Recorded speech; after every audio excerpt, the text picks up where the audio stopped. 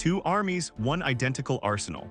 We're breaking down every single piece of gear used in the conflict where soldiers found themselves staring down the barrels of their own equipment. Starting off with pistols. L901 Browning High Power. This was the trusted sidearm for British troops. It was famous for its high capacity and rugged reliability in the field. Next, FM Browning High Power, the Argentine version of this 9mm pistol. It was built under license and performed exactly like its British counterpart. Ballester Molina. This was another Argentine-made 45 caliber handgun. It was inspired by the Colt design but featured its own unique internal parts. M1911A, the classic American heavy hitter. It was used in limited numbers by various units who valued its massive stopping power and proven history. Continuing with rifles. L1A1 SLR, the primary rifle for British infantry. This semi-automatic weapon was loved for its long range and powerful 7.62 mm round. FN FAL 50. This was the standard issue rifle for the Argentine forces. Unlike the British version, this model was capable of fully automatic fire. Up next, FN FAL 50.61, the folding stock version of the battle rifle. It was designed for paratroopers who needed a more compact weapon during transit and jumps. Next, M16A1. This American rifle saw action with British Special Forces. Its lightweight design and fast firing rate were perfect for mountain raids. Now, this is the XM177E1, a very short version of the M16. It was a favorite of special operators who needed a compact but powerful carbine for close-range work. FN49, an older semi-automatic rifle from a previous era. It was mostly issued to Argentine naval and reserve units during the campaign. L42A1, the main sniper rifle for the British Army. It was a modernized version of the classic Lee Enfield chambered in 7.62 mm Steyr SSG-69, a high-quality Austrian sniper rifle used by Argentine marksmen. It was known for its extreme precision in the freezing mountain air. Remington Model 700. This American bolt-action rifle was a popular choice for Argentine snipers. It provided reliable performance and great accuracy at long distance. Moving on to submachine guns, L2A3 Sterling, the standard British submachine gun. Its side-mounted magazine and compact size made it a reliable choice for support troops and tank crews. Now this is the L34A1 Sterling, the silent version of the British submachine gun. It featured an integrated suppressor for covert operations and specialized night raids. PAM-1, the Argentine version of the famous American grease gun. It was a simple, low-cost weapon that fired the 9mm round.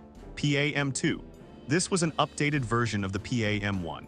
It added a grip safety to make the weapon safer for troops to carry while fully loaded. Halcon ML63, a heavy Argentine submachine gun. It was used by both the military and police forces throughout the duration of the conflict. Let's move on to machine guns.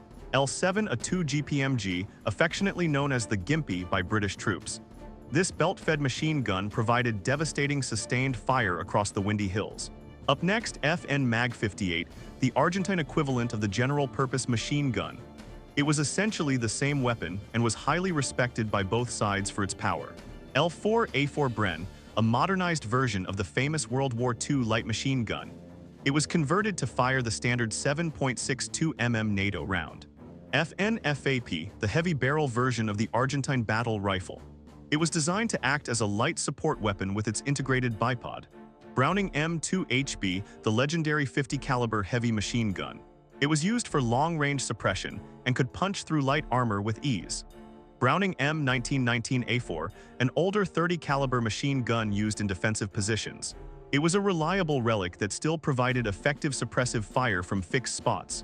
Continuing with shotguns, Remington 870, a rugged pump-action shotgun. It was used for clearing out bunkers and for close-range defense in the muddy trenches. Browning Auto 5, one of the first successful semi-automatic shotguns. It saw very limited use during the conflict for specialized close combat roles. Next up, grenade launchers. M79, a single-shot grenade launcher often called the blooper. It gave infantry the ability to lob high explosives over hills and into enemy cover. M203. This grenade launcher was mounted under the barrel of M16 rifles. It allowed a soldier to switch from bullets to grenades instantly. Next up, anti-tank weapons. M72 LAW, a lightweight and disposable anti-tank rocket. It was easy to carry and used primarily to knock out enemy bunkers and fortified positions. L14A1 Carl Gustav, a powerful 84mm recoilless rifle. British troops used it to deliver heavy explosive rounds against Argentine stone bunkers. Milan ATGM, an advanced wire-guided missile system. It was incredibly effective at taking out hardened targets from a very long distance. M20 Super Bazooka, a legacy anti-tank weapon from the mid-20th century. It was still used by Argentine forces to provide extra fire support to infantry. M67 Recoilless Rifle, a portable 90mm weapon used by Argentine troops. It was effective for direct fire against buildings and light armored vehicles. FM Model 1968 105mm, a massive Argentine recoilless rifle.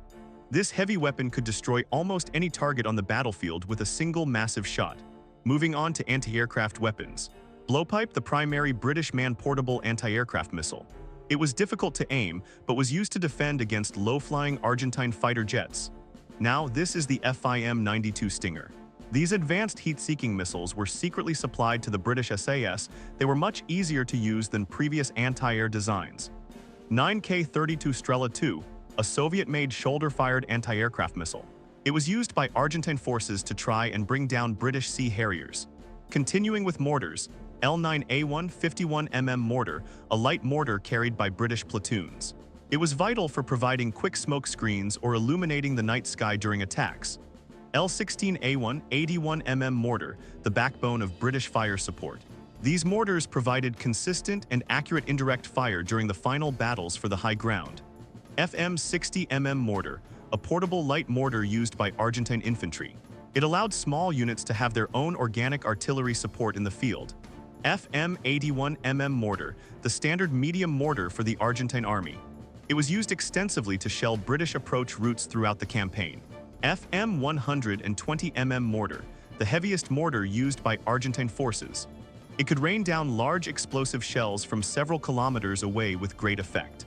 Let's move on to hand grenades.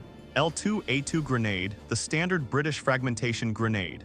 It was a small but deadly weapon used for clearing out Argentine trenches and bunkers.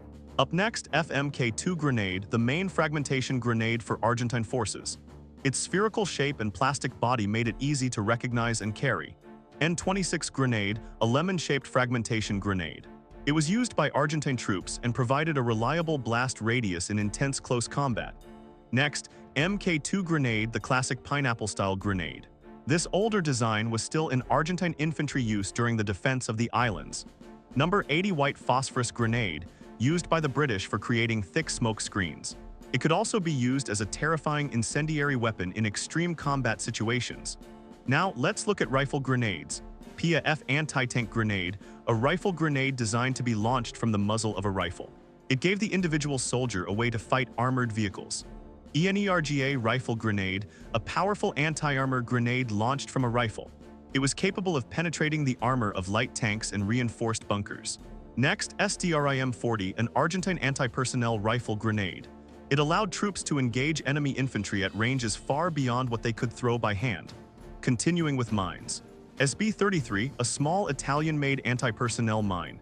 Its plastic construction made it very difficult to detect with traditional minesweeping equipment. Now this is the SB-81, a large Italian anti-tank mine. It was designed to disable heavy vehicles and was laid in large numbers across the island valleys.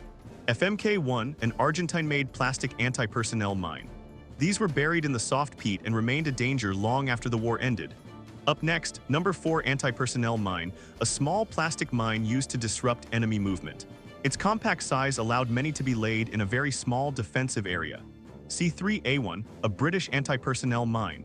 It was designed to disable a soldier rather than kill, creating a larger burden on enemy logistics. M18A1 Claymore, a directional mine that blasts hundreds of steel balls in one direction. It was a terrifying tool used for perimeter defense. Finally, we have bladed weapons. L1A1 bayonet, the long blade designed for the British battle rifle. It was used in the famous bayonet charges during the battle for Mount Tumbledown. Next, FN FAL type ABC bayonet. These were the various styles of bayonets used on Argentine rifles. They were essential tools for brutal close quarters fighting at night. Fairbairn Sykes fighting knife, the iconic double-edged dagger of the British commandos. It was a symbol of elite status and was used for stealthy sentry removal. M3 trench knife, a sturdy American design used by Argentine forces. It was a practical tool and weapon for the harsh conditions of the front.